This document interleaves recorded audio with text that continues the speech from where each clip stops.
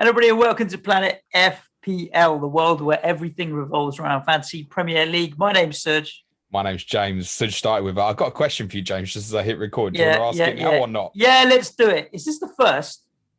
I know we're recording, like pre-recording, obviously, the 20 pods. This is the first we're publishing as well. Yes. Welcome to Correspondent Week, then. Because I thought it's the first one we're recording, but if it's not the first one we're publishing, and I say it's the start of a series, sound a bit stupid, but it is the first that we're publishing. Correspondent Week, for the listeners, one of the favourite weeks because we get, obviously, each and every correspondent for all the Premier League clubs who give us amazing insight into their teams. And we're starting at the top. We are. For your information, Serge, these pods are all going out in the scheduled order that they are being recorded. Oh, that's convenient. And a note for everyone, and we're probably going to have to say this at the start of every pod this week. This podcast is being pre-recorded. It is currently Wednesday the 28th of July. And I say that for a particular reason with Jonny, because we know they're trying to spend some fucking money. Let me introduce you to our Manchester City correspondent, Jonny Pringle, FPL Pringle, supporter of the reigning Premier League champions, and for the second time in 3 years, the reigning FPL correspondent mini league champion. How are you, Jonny? Yeah, I'm good. Thanks, guys. Thanks for having me on again. All right, let's start. Porto. What happened, mate? Oof. Yeah, that was the last time I was on, wasn't it? Before, yeah, we haven't spoke to you since. Yeah. I think most people know sort of, or have tried to diagnose what went on now. I think Pep just had a brain fart again. And unfortunately, it backfired. Don't know what he was doing in the lineup. I feel like I've talked about this so many times now. It wasn't just a straight swap. Fernandinho for Sterling, or bringing Sterling back in. It meant that Gundogan was out of position, moved from the position that he'd been so good in all year. It meant that Foden was playing centre midfield when he'd been so good on the left-hand side. Sterling had been so out of form.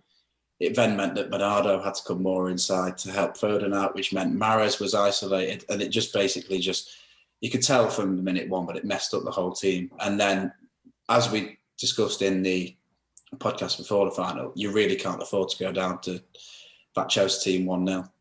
And I think it's very difficult from that position, especially when De Bruyne goes off, to get back into the game. And it was the quickest second half. I think UEFA need investigating, because the first half felt like an hour and the second half felt like 15 minutes. It was the quickest second half I've ever watched. Man, the game fan asking for UEFA to get investigated. I swear there was something wrong with our scoreboard, because genuinely it felt like it was about 10 minutes long, that second half. But yeah, and then the game just passed us by, and yeah, unfortunately, we ended up losing it. You've got to give a bit of credit to Chelsea as well. They tactically played very well.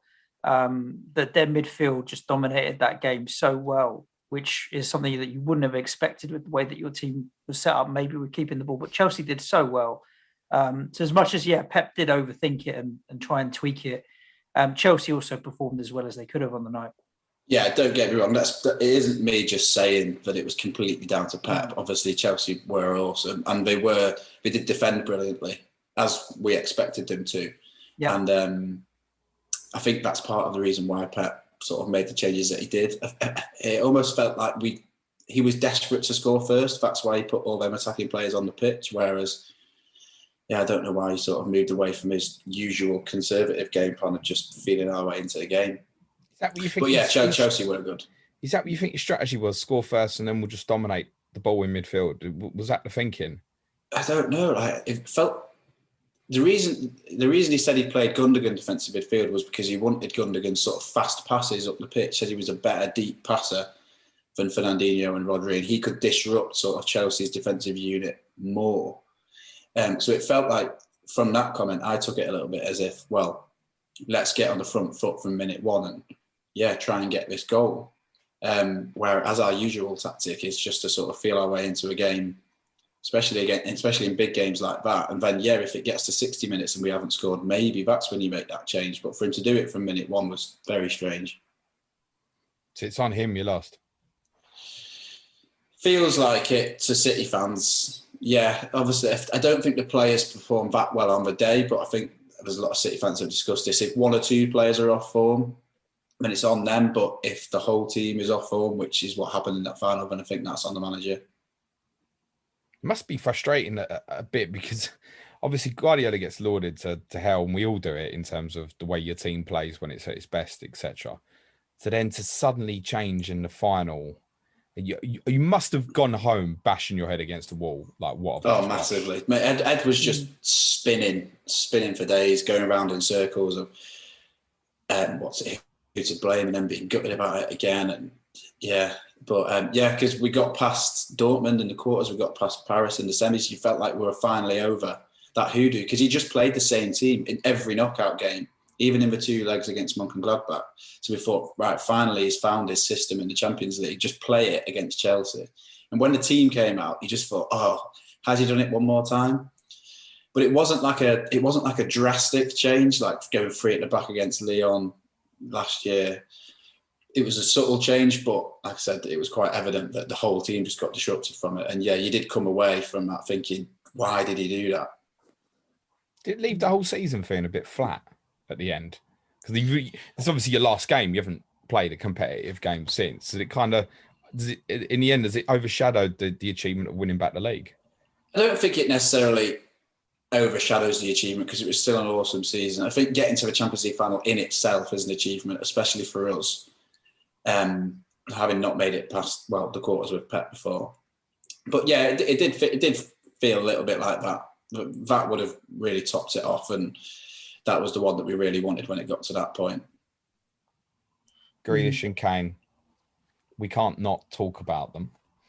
At time of recording, they're not your players, and in a month's time, they might still not be your players. What's your thinking, mate, on the 2 players? On whether it's going to happen or whether we need them? Or both, whatever. I suppose pick one. Who should we start with? Start with Jack, because I don't talk about Kane. Grealish. Well, I think that's the story that's had more noises about it in the last few days. Like you say, as of Wednesday, there's been a few stories come out. I think the gist that I get is that Grealish wants to come. There's rumours about a release clause of about 100 million. I don't know whether that's true or whether it's sort of just a gentleman's agreement between Grealish and Villa that after signing his contract last year, they'd let him go. The Champions League club came in. There's been reports from Sam Lee of The Athletic and Jack Gorn, the Daily Mail journalist today, who's very close to City, came out saying that City are confident a deal can be struck in the next few weeks or days. I think he's on holiday this week, isn't it? So maybe when this is published, we might have more news. But I think basically what Sam Lee was saying was there's a deal there ready to be done. It's just barring a U-turn from Grealish, which some Villa reporters were reporting that he's ready to sign a new contract. Barring that, he'll come. But yeah, it's just up in the air until he gets back from holiday. I think with the noises coming out of Pep and City, more around the Kane thing, we can't afford the striker, we don't have enough money and what have you. I've not heard anything he said and said, yeah, right, I believe you. I think it's all kind of gamesmanship to cover up the fact that there's deals going on behind the background. Even with Kane, if City end up paying 120, 130, 140 after everything that Pep said, it wouldn't surprise me at all, even though he's moaning about the fact that you can't afford a striker or whatever. Dropping 170 between the two of them or even more wouldn't surprise me at all. Yeah, I basically ignore Pep when he says stuff like that. There's a lot of things you can just ignore Pep on, and that is one of them. When he says like, "Oh, we can't afford to spend this money." Basically, what he's saying is like, "Yeah, if we weren't to sell anyone this summer, we can't just go and drop 150 million on a striker." Because he's right. Like, you do still have to comply by the FFP rules. Yeah. But the thing is we'll get to that again. I'm sure you're going to grill me on that. Oh, he'll come round again. I'm certain of that. Yeah, I mean, there was a story the other week about all of them fringe and loan players that were selling for like a combined 100 mil. We're supposedly getting, supposedly Bernardo's unhappy and we're supposed to be selling him. So I think that they'll probably make it work. It's a bit alien for us as fans because obviously I think we've talked about this before, but City never really spend much more than say 60 mil on anyone. And then here we are all of a sudden. I think they are willing to. And I've seen some people say that, I don't think it's going to happen because surely City won't pay 100 mil two players, but it wouldn't have got to this stage. Either City would have shut down the reports, or Villa or Spurs would have. I know Spurs have been shutting down the reports for Kane, but I think they are very willing to do both deals for at least 100 mil. I think both players want to join, don't they? That's the impression you get. That's the way football transfers work these days, isn't it? It's not the old way of settle a fee and then see if the player wants to join. You can tell both of them want to join, and it is now up to the money trying to settle a fee. Yeah, I think regarding Grealish, like I said, there's rumours of a release clause. I suspect it's more like a gentleman's agreement, or if it is a release clause, I think the negotiating is more City saying, maybe trying to negotiate it down a little bit, or the structures of the payments or something like that. It sounds more like the negotiations for Kane than it is a straight, how much is he worth? Where would you see Grealish fitting in? Because there's been some talk that he'd play central if he did rock up at your place.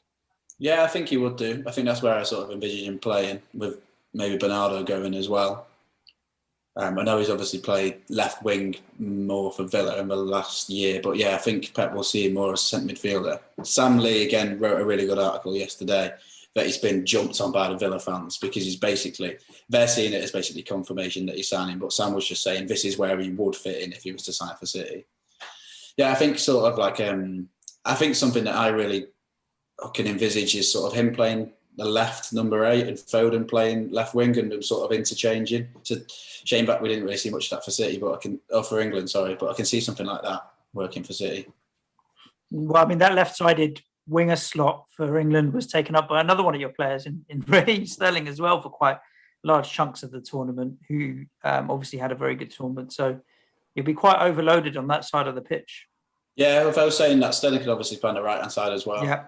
And I think James has said so often he prefers Raheem on the right-hand side as opposed to the left-hand side. Yeah, I said that for England in the first couple of games when he had Foden on the right and Sterling on the left. I said he should be swapping them, at least for like sort of periods of the game. If Kane joined you, how quick does he go in your FPL team? And would you ever captain anyone else? Yeah, I think it would have to be like City away to the top 6 team and Salah at home or something like that. But yeah, I've seen a lot of people on Twitter say it would become a sort of perma-captain season, certainly between maybe like him and Salah.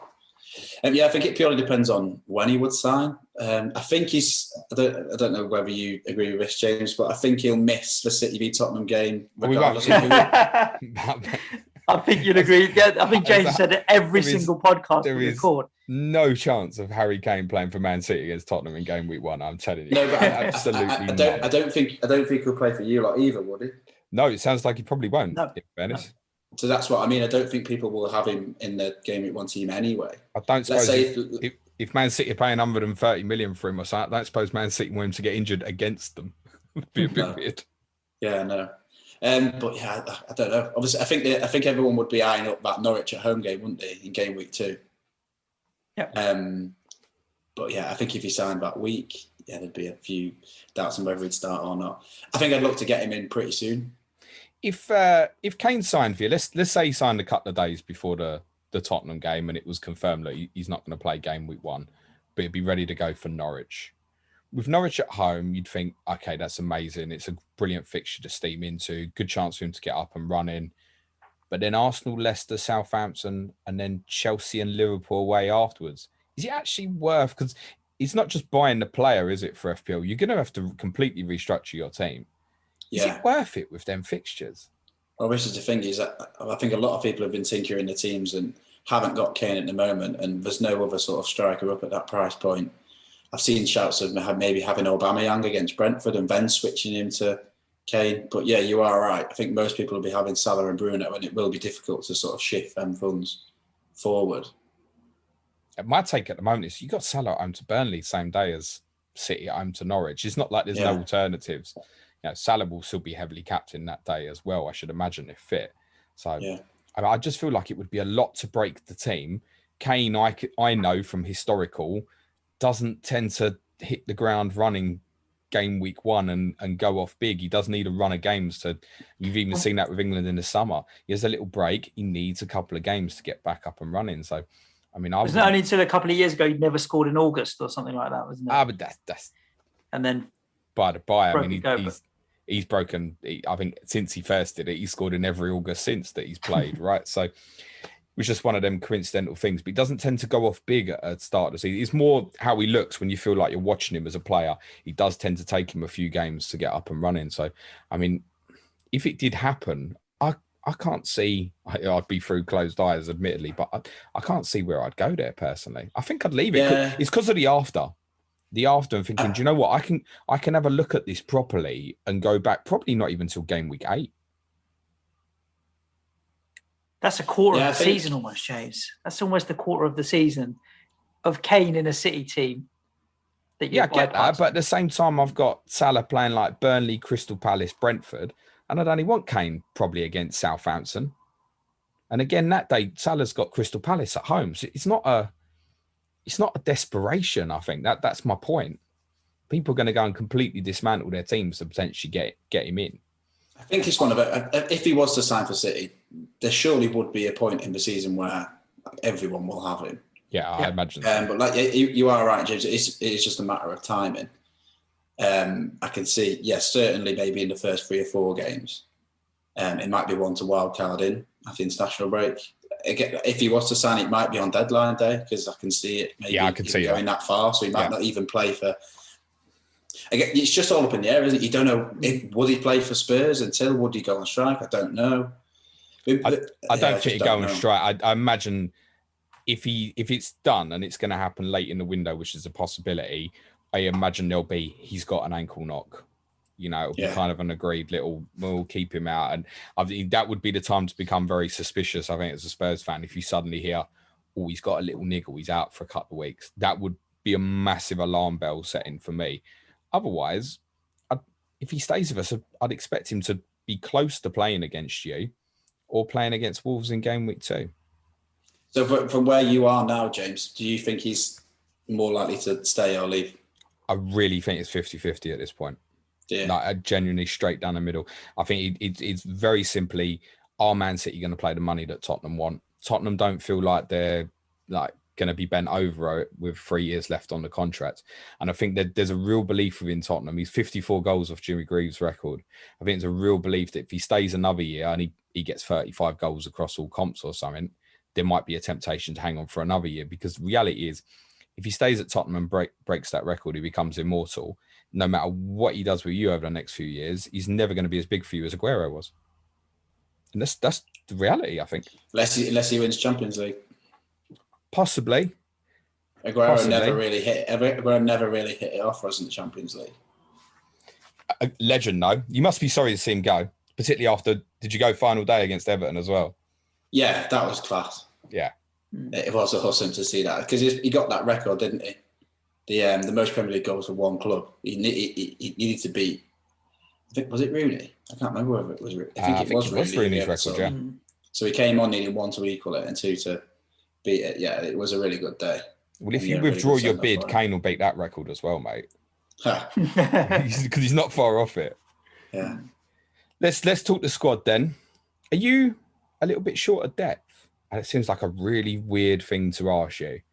But looking across the players listed in FPL at the moment, we've only got, 19 players?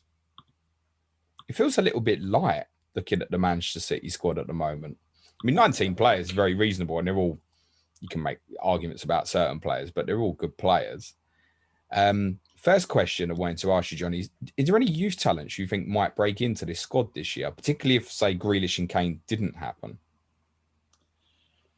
Yeah, there's a lad called Cole Palmer, who played in a couple of League Cup games last year, who is a good sort of forward, right winger, striker type player. Tommy Doyle might do in centre midfield. I'm trying to think about who played last night. Liam Delap obviously had a. Yeah, I was going to suggest Delap had his moment. Yeah, he'll probably, if Kane wasn't. Yeah, I wouldn't be surprised if he was sort of the number 9 that sort of made his way into the team. Yeah, probably say them two, Delap and Palmer, I think. And outgoings in terms of what you got, I know you mentioned Bernardo and Jesus. Are they instigating, looking to go themselves, or is it a case you think City are trying to push them out at the moment? I think there was an article basically straight after the Champions League final that said that there was a number of players that weren't happy or weren't completely settled. I think Laporte wasn't happy that obviously his game time had dropped. I think there was rumours Sterling wasn't too happy because obviously his game time had dropped. I think some of the things that Sterling said in a few England interviews as well kind of made him sound a little unsettled or not so happy with the season that he just had. Yeah, I think Sterling's always sort of hinted at moves abroad as well. I think he's always been linked with moves to Madrid, so people can sort of envisage him going there eventually. Jesus has obviously been here a while, has never really pushed on. I think if you'd have told me maybe 2-3 years ago that Aguero would leave in and he wasn't our number one striker, you'd sort of say, oh, okay, what's the point in him being here then? I obviously rate him, but he's never going to be Aguero's replacement. So there's talks about him going to Juventus. And then Bernardo, I think he's just unhappy in England, basically. I think there was that thing that came out about when he did that tweet that got labelled racist about Mendy, didn't it? And that's why I think he struggled season before last. He had a really good season last season. But I think we've been very lucky at City, but when you sign quality foreign players like that, look at Aguero, Silva, Torres, company. We've been so lucky, but so many of them have become club legends. So it's a little bit of a shock to us now to hear, there are some players that are unhappy. But I think it's obviously just natural. They're obviously not going to sell any of them unless they get a decent amount of money. So I think City have basically just said to all of them, listen, if you do want to go, get your agent to find a club, come up with a decent bid, and then we'd let you go. But if not, you've got 3 or 4 year contracts. And I think it sounds like Bernardo is the most likely to go, maybe to Atletico Madrid, it sounds like. If we'd have rewound 2 years and Aguero had left, and we were looking at Gabriel Jesus as your only forward in the game currently at 8.5 million, he'd be in everyone's team at the moment, wouldn't he? Yeah, probably. And like I say, it's a good point. Now, what ownership is now? Only 3.5%. But I think everyone's probably just sick waiting. of him. I think everyone is almost waiting, expecting either Kane to sign or just to play false nine again. I think you really just have to just reassess after the transfer window. Because if we don't sign Kane, I don't think we will sign another striker. I don't think we'd sign a backup. I think we would just go with what we've got. So all of a sudden it goes back to, maybe will Foden play false nine? Torres obviously had a good Euros. Is he going to be the guy who's maybe going to play more minutes up front? I think I just can't answer any of these questions now. So it's sort of like wait and see. If you start the season with this squad, let me put that another way. If the transfer window closes and this is your squad, are you happy with that? No. So you do think you need investment? Yeah, definitely. But just the worst thing title winners can do is just stand still. Yeah, I agree. We've learned that before. As much as you think you are the dog's bollocks and you think, we'll reach Champions League final, we won the Premier League. Look how good Chelsea were at the end of last season. Their form was matching ours. United have obviously just made 2 really good signings. If they make another, like a defensive midfielder, I think they'll be good enough to make a proper title challenge. Liverpool are surely going to come back now they've got Van Dijk back. We just can't afford to stand still. I think if we sign Grealish and Kane, I think that would just keep us up there, and I would be very confident in winning the title again. But I think if we weren't sign anyone, I think we would be in trouble. Yeah. Have you done an FPL draft, Johnny? I have. I haven't played around that much with it. But it's all right. We don't have to be serious. We're over 2 weeks away from the start at time of recording. How many City players in there, mate? 0. I had a feeling you were going to say that. Why? Just because of the fixtures at the start, really. I don't know which attackers are going to play or be effective. I think most likely attacker that I've seen is Mahrez. I think Mahrez is a decent shout, actually. Because he scored yesterday in our first pre-season game, so I'm pretty sure he's going to start the games at the start of the season. And then defenders. But looking at the fixtures, I don't think there's any guarantees of clean sheets there. When there's other defenders with good fixtures, like Liverpool particularly, I mean, you look at the value of, say, Shaw and Digne, who are currently starting my draft. It's hard to sort of see ways in. The defender I'd maybe most likely go for would be Stones. I was going to say, what did you think about comparing Stones to, say, Shaw and Dean at the same price? Yeah, just because Shaw and Digne's attacking output is so good. But we all know how much of a troll John Stones was for some people last season. But again, it's just a question mark of, but he's going to be back late from England, isn't he? Laporte's going to be back in training before him. So there's no guarantees of him starting. Obviously, this time last year, we'd have sat here and would have just completely ruled out John Stones as anything, like nowhere near the team. So, yeah. I mean, knowing Pep, he'll do something radical again that we don't expect, which is suddenly throwing Laporte back in and moving Diaz to the right side. But, I mean, Stones and Diaz has got to be the first choice partnership now, hasn't it? If you said that to me a year ago, I would have laughed stupid. Yeah, I know. Yeah, you have to think that they are. I did get a bit worried when Laporte was being linked with other teams because Laporte is a very good centre-back. I think he showed that for Spain again in the Euros. I think if Stones was to pick up an injury or if he was to have another of his wobbles and we were to have sold Laporte, you'd be kicking yourself. So it wouldn't surprise me if Laporte got a good run at it this season if something was to happen to one of Stones or Diaz. But yeah, you're right. Stones and Diaz have to start. I look back at last season and the City defender that did best for me was Cancelo. And in the end, he only played 2,200 minutes. Now, if he got more than 3,000 minutes in the season, he'd be a 200-point FPL player, I'm sure. But you just can't rely on it. But sometimes our decisions are kind of biased by owning players who do well and don't own, not owning players and stuff like that. And I look back and think, considering how many points he got for me last season, why is he not almost an auto pick for me in Cancelo? Because I just think he's so good, especially when he was almost like an inside left attacking right back or whatever. He just was so far forward. But I don't think I could justify 6 million knowing that he might not play every game at the start of the season as well. Well, again, he started his friendly yesterday and Kyle Walker can be back from training late. But Kyle Walker's the type of athlete that I wouldn't be surprised if he just dropped him straight in against Spurs, just with Son on that side. Exactly that, because he's done that to counter Son in recent games as well. He's been very conscious to make sure of playing Kyle Walker when there's been games we've played each only thought, I'm not sure if it'd be Walker or like he's moved Cancelo to the left-hand side and stuff. And I mean, actually in the league game at Tottenham last year, we moved Son to the right to keep him away from Kyle Walker. But yeah, Guardiola likes to play Kyle Walker against Tottenham. And then on the other side, you're thinking, well, does that mean Zinchenko? Zinchenko looks like he had that left-back spot nailed down at the end of last season. But if Walker's going to go straight in, you've got the risk of Cancelo being over on that side. Yeah, it feels like a wait and see to me on City defensively, part because the fixtures. It's worth saying that listen, fixtures don't matter as much to Manchester City, particularly actually defensively, as much as they might do with some other clubs, because you can keep a clean sheet in any game, and actually your concentration is higher in some of these games. I think Stones is the one, if he was back, like if he was involved in maybe the Community Shield against Leicester, I would maybe be interested, because I think 5.5 for what we think is first choice centre back. I know he's not going to get the attacking returns of Shaw, Dean, etc. But it's the reliability and the comfort blanket, I think, of knowing if you've got a Man City player who's going to play, you know you can get a clean sheet in any game. Yeah. And I was thinking this yesterday when I was tinkering with it again. I was thinking, am I just overthinking City? Because it was a mad defensive one that we went on last year. People were tripling up on defence, doubling up on defence, and even tripling up on defence. I'm thinking there, looking at it now, thinking, wow, it's alien not to have any sort of City defenders in there.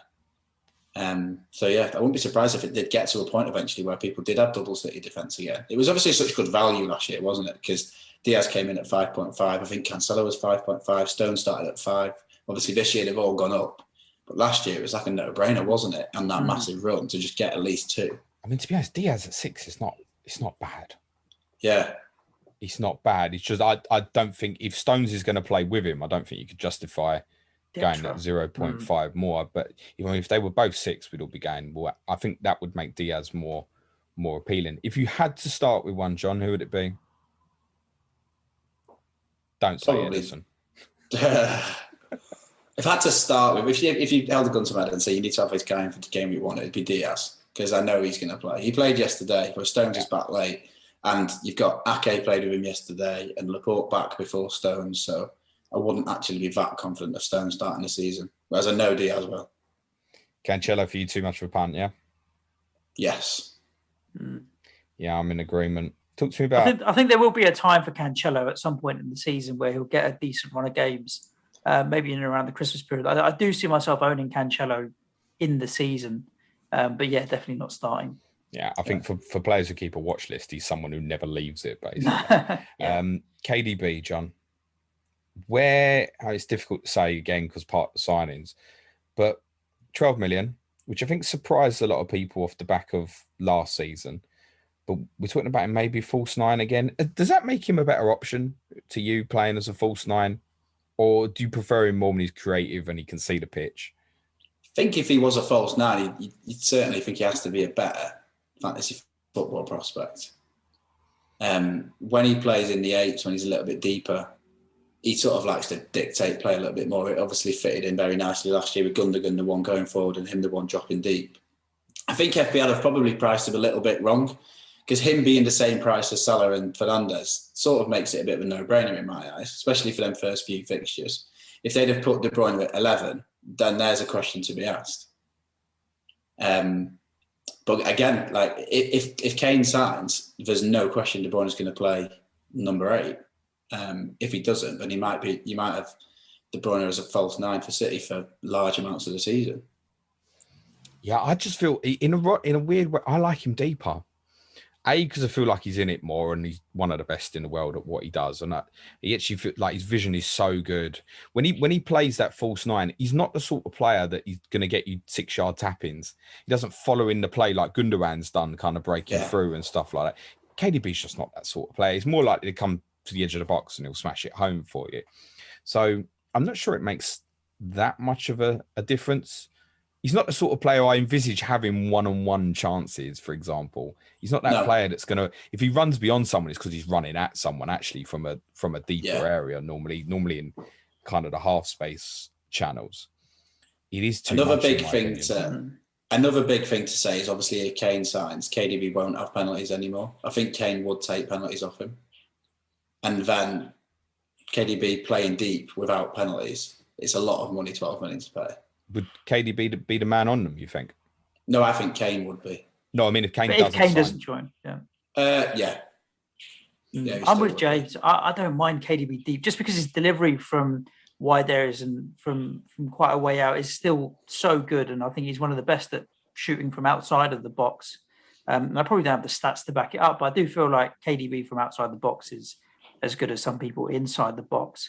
I definitely agree with you, about him, but I prefer him as a City fan playing deep rather than up front. But as an FPL prospect, I think it's particularly when if you pay for that. I remember saying something similar on last year's podcast. If you're paying that much money for someone and you're captaining them, you want them to be having shots in the box, don't you? Yeah. You don't want to be relying on shots from outside the box, maybe getting a penalty, deep crosses. You want to see them really involved, having loads of shots like Salah does. Yeah. It can be a little bit frustrating sometimes when you're captaining. I think when we get to the end of the season and we look at the prices, it wouldn't surprise me if KDB's got the same amount of points as Bruno or Salah, but just probably hasn't been explosive at the beginning. I think it's really a fixture decision at the start of the season to go with those two over KDB. But I think he's just as capable of scoring as many points over the course of the entire season as those guys, for sure. Yeah, he's just a steady guy, isn't it? I think we'll probably all have him in Sky, won't we? Just because of all the tiers. Oh, don't know about that. I don't think so at the start, actually. Yeah. Oh, yeah, it's at the start, yeah. Again. Oh, from game week 4, probably, yeah. Game week 4. I don't think from the start. Johnny, talk Suj out Raheem Sterling.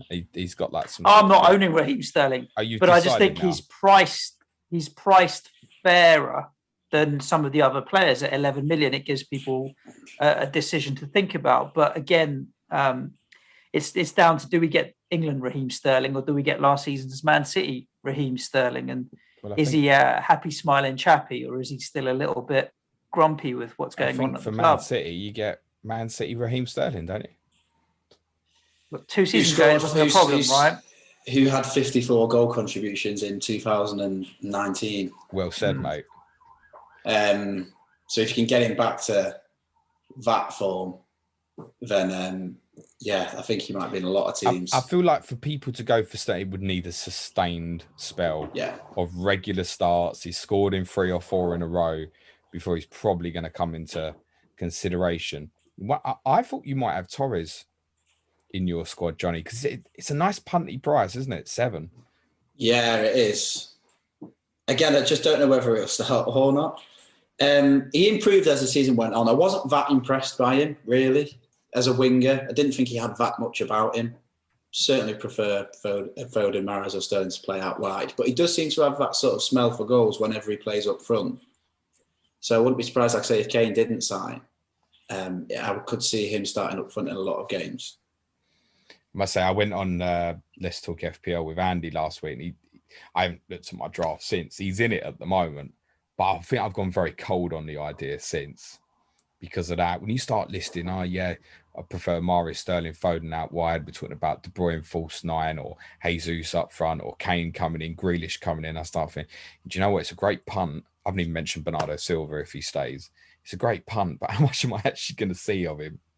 I think people get confirmation bias, don't they, when they pick the City attackers, thinking, "Oh yeah, surely he's going to play," but then everyone else of the other attackers thinks, "Yeah, surely my guy's going to play." Well, yeah, I mean, you mentioned it a few times. Obviously, the night before we're recording this, Mahrez scored a brilliant free kick against Preston, and so at the time of recording, he's the one everyone's talking about. I'm like, oh, Mahrez at 9 million. And if Riyad Mahrez plays every week, Riyad Mahrez at 9 million is an absolutely brilliant price. But we're in circles, aren't we, Johnny? Again, like you're looking at that Norwich fixture, you won't be surprised. Norwich at home, it's the type of fixture that Mahrez just randomly drops a hat-trick in, and only like the random people had him. It's also the type of fixture he might not even get on the pitch for. Yeah. Is the problem. I just don't know. Like, I'm just not willing to gamble on stuff like that. Man, I don't know. Maybe. Depends. Because Tottenham away is obviously such a difficult fixture. You're looking at... I know you've got a bad history, but yeah. But I was going to say, for us, like, I see it as a difficult fixture. I mean, most of the other teams don't. But... yeah, I don't know. When you're looking at the other players at that price point, certainly like Sancho now, 9.5, who's got a good run of fixtures after that. And then just going even down deeper, I can't see past Rafinha at 6.5. Yeah, there's that as well. You start comparing Torres to Rafinha's, and that makes the debate very, very difficult. Are we saying start with no City then? Is that the... I know it's difficult to say with the lack of transfer activity at the moment, but that kind of almost feels like the consensus. Unless, are we saying what? Pay for the security of Diaz at 6 feels like a lot in comparison to... I mean, Diaz at 6 is fair, but there are so many good 5.5s and stuff. Yeah, that's the thing is I'm sat on a 4-3-3 at the moment with doubled up on Alexander-Arnold and Robertson with Shaw and Digne. I just feel like Shaw and Digne have such good value with good fixtures at 5.5. And the two Liverpool guys have got such good fixtures and they've got the security of Van Dijk with them now. So I just can't see how I can fit a City defender in there. And then, like I say, City attackers, I'm looking in and thinking, right, only Mahrez is the one that's probably definitely going to start game week 1. But it's Tottenham away. He could be dropped for game week 2 and he's 9 mil. So am I going to go there? Yeah, but Guardiola might even do something daft and go, well, I know he's fit now. I need to get fitness in other players. I'll leave Mahrez out for Tottenham. Yeah. You just never know with him, do you? If you don't buy when this window's shut, Johnny, and this is the squad, who do you think will win the league?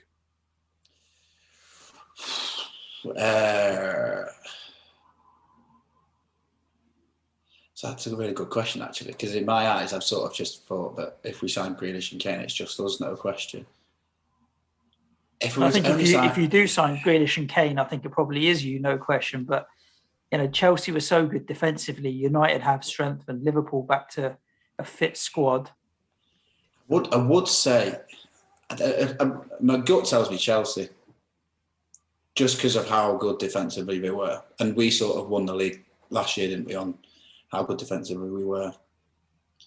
I think, well, again, they're not looking like they're making any major moves, do they? I know they're swapping Koundé for Zuma for Koundé. I think it might be about to come from Chelsea as the noises. They've obviously been linked with Haaland. If they were to sign Haaland, then I'd say that's like almost like a Kane. If we sign Kane and they sign Haaland, like it's almost like you're looking at like another City v Liverpool title race where you're looking at 100 points again. Liverpool and United are probably thinking, right, we just need to get up to like 90 points to be in a title race. But if like I said, if we sign Kane or chase down Haaland, you're just lifting the bar again. I don't think it's really hard to judge Liverpool, isn't it? Really hard, because it wasn't just Van Dijk being injured. So them being so bad last season wasn't just down to Van Dijk being injured. So I don't think you can just label him coming back as the sticking plaster.